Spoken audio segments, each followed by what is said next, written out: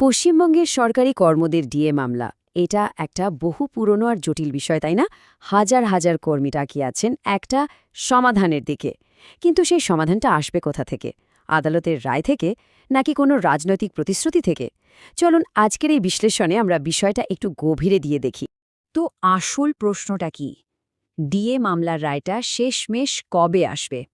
এই একটা প্রশ্নই কিন্তু এখন রাজ্যের লক্ষ লক্ষ সরকারি কর্মীর মনে ঘুরপাক খাচ্ছে। মানে মাসের পর মাস তো কেটেই গেল, কিন্তু এই অপেক্ষার শেষটা কোথায়? আজকের আলোচনাটা ঠিক এই নিয়ে। আচ্ছা, কিন্তু এত লম্বা অপেক্ষা কেন?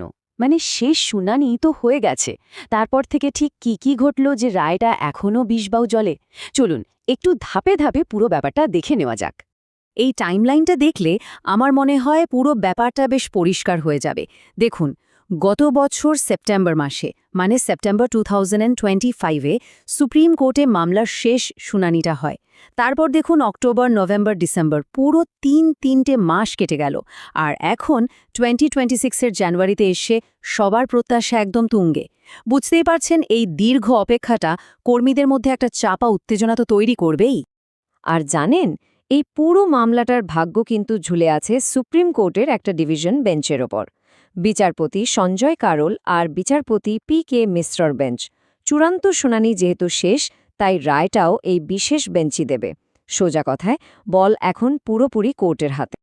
তো চলুন প্রথমে প্রথম সম্ভাবনাটা নিয়ে কথা বলি, মানে আইনি সমাধান, অর্থাৎ সর্বোচ্চ আদালত থেকে একটা ফাইনাল রায় আসা। কর্মীদের সব আশা কিন্তু এখন এই বিচার ব্যবস্থার উপরেই টিকে আছে। আর এই আশাটা হঠাৎ করে আরও বেড়ে গেছে।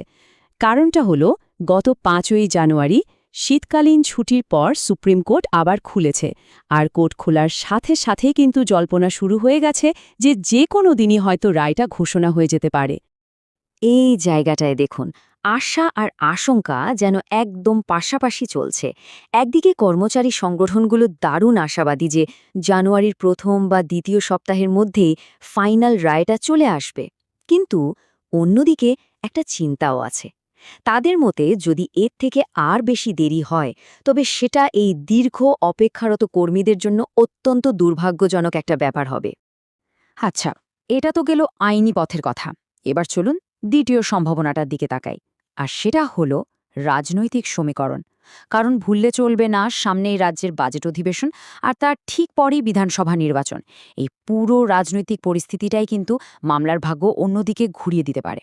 এই বিষয়টা নিয়ে কনফেডারেশন অফ স্টেট গভর্নমেন্ট এমপ্লয়িজের নেতা মলয় মুখোপাধ্যায় একটা বেশ বড় দাবি করেছেন। উনি কি বলছেন শুনুন। ওনার কথায়, আমি নিশ্চিত যে ফেব্রুয়ারি মাসে যখন রাজ্য বাজেট পেশ হবে, তখন মুখ্যমন্ত্রী মমতা বন্দ্যোপাধ্যায় ডিএ বৃদ্ধি বা কিস্তি দেওয়ার কথা ঘোষণা করবেনই। এর কারণ এপ্রিল মাসে রাজ্য বিধানসভা ভোট রয়েছে। তো বুঝতেই পারছেন, এটা একটা পুরোপুরি রাজনৈতিক বিশ্লেষণ, যা আমাদের পরিস্থিতিটাকে একটা অন্য অ্যাঙ্গেল থেকে দেখতে সাহায্য করছে। তো ওনার মতে সরকারের সম্ভাব্য কৌশলটা ঠিক কী হতে পারে? দেখুন, প্ল্যানটা হতে পারে এই রকম। স্টেপ 1, ফেব্রুয়ারির বাজেটে ডিএর একটা কিস্তি ঘোষণা করে দেওয়া। স্টেপ 2, একটা নতুন পে কমিশন চালু করার কথাও বলে দেওয়া। আর এর পেছনের মূল উদ্দেশ্যটা কি? ওনার মতে এপ্রিলের নির্বাচনের আগে কর্মীদের দিকে একটা গাজর ঝুলিয়ে রাখা। এখানে এই গাজর শব্দটা কিন্তু খুব ইন্টারেস্টিং। রাজনীতিতে এই গাজর বা ক্যারেট বলতে আসলে বোঝানো হয় এমন কোনো লোভনীয় সুবিধা বা প্রতিশ্রুতি, যা কোনো বিশেষ গোষ্ঠীকে বা ভোটারদের কোনো বড় ঘটনার, যেমন ধরুন নির্বাচন, আগে প্রভাবিত করার জন্য দেওয়া হয়। এটা কিন্তু একটা খুব পুরনো আর বহুল ব্যবহৃত রাজনৈতিক কৌশল। শুধু তাই নয়, এই ভবিষ্যৎবাণীর আরও একটা দিক আছে। ইউনিয়ন নেতার মতে সরকার হয়তো এটাও ঘোষণা করতে পারে যে নতুন পে কমিশনটা 1 জানুয়ারি 2026 থেকেই কার্যকর হবে। কিন্তু তিনি এটাকে সরাসরি কর্মীদের প্রত্যাশা সামলানোর জন্য একটা মিথ্যে কথা বলে দাবি করেছেন। মানে ওনার বক্তব্য, ঘোষণা হলেও আসল কিস্তি হাতে পেতে মার্চ বা এপ্রিল পর্যন্ত অপেক্ষা করতে হতে পারে। তাহলে এখন পুরো পরিস্থিতিটা ঠিক কোথায় গিয়ে দাঁড়ালো? সোজা কথায়, আমাদের সামনে দুটো আলাদা পথ খোলা। একদিকে আছে আইনি লড়াইয়ের একদম শেষ পর্যায়ে, আর অন্যদিকে রয়েছে রাজনৈতিক চাল। কিন্তু ভবিষ্যৎটা এখনও বেশ অনিশ্চিত।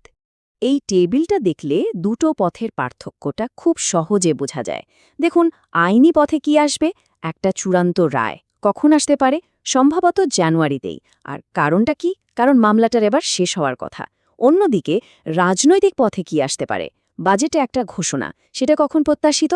ফেব্রুয়ারিতে। আর এর কারণটা হলো পুরোপুরি প্রাক নির্বাচনী কৌশল, মানে দুটো পথের সময় আর উদ্দেশ্য কিন্তু একদম আলাদা। তো শেষ প্রশ্নটা কিন্তু থেকেই যাচ্ছে, কর্মীদের এই যে এতদিনের দীর্ঘ অপেক্ষা, এর অবসানটা শেষ পর্যন্ত কিভাবে হবে? আদালতের একটা বাধ্যতামূলক রায়ের মাধ্যমে, নাকি নির্বাচনের আগে একটা কৌশলগত রাজনৈতিক ঘোষণার মধ্যে দিয়ে? এর উত্তরটা একমাত্র সময়ই দিতে পারবে।